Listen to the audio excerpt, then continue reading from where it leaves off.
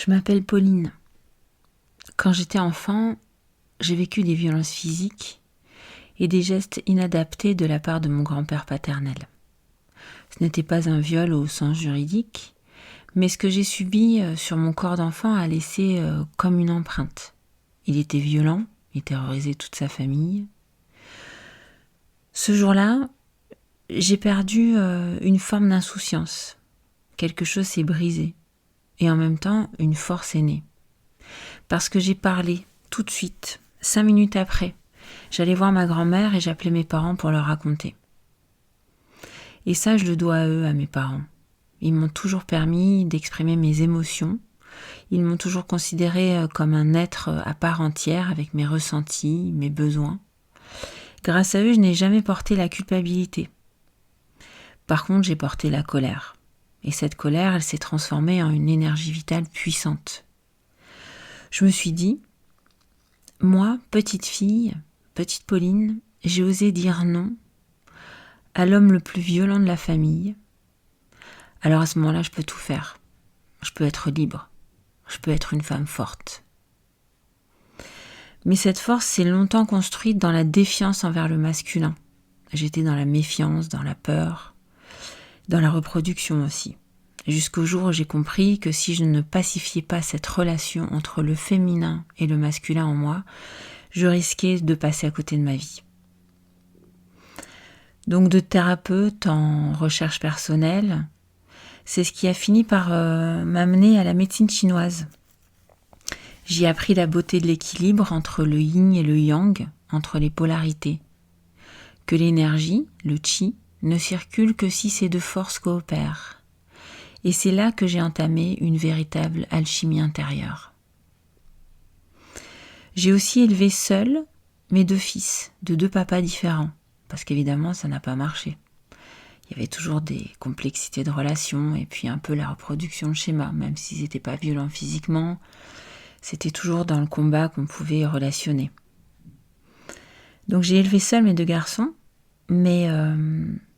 et ces 2 garçons très sensibles, très connectés à leur féminin. C'est ma plus grande fierté d'ailleurs, d'avoir transmis à ces jeunes hommes le respect du féminin, de la douceur, de l'écoute, de la bienveillance.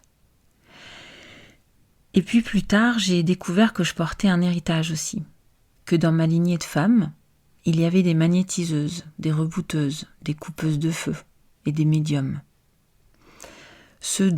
Ces différents dons, je les ai reconnus grâce au soutien constant de mes parents. Mon père aussi est comme ça. Ma mère est très intuitive. Ils ne m'ont jamais freinée. Ils m'ont laissé suivre mon propre rythme, ils m'ont soutenue et d'ailleurs ils me soutiennent toujours autant aujourd'hui. Longtemps, j'ai cru que ces dons n'étaient pas légitimes parce qu'à l'époque, ces femmes, elles les pratiquaient dans le secret.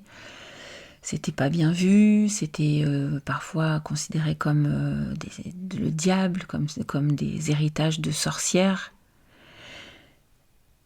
Et on m'a appris à garder les secrets, à ne pas en parler. Mais aujourd'hui, je les assume. Et je les mets au service des femmes que j'accompagne. Après une reconversion professionnelle, avant je travaillais dans le social avec les enfants, l'univers du livre et du jeu.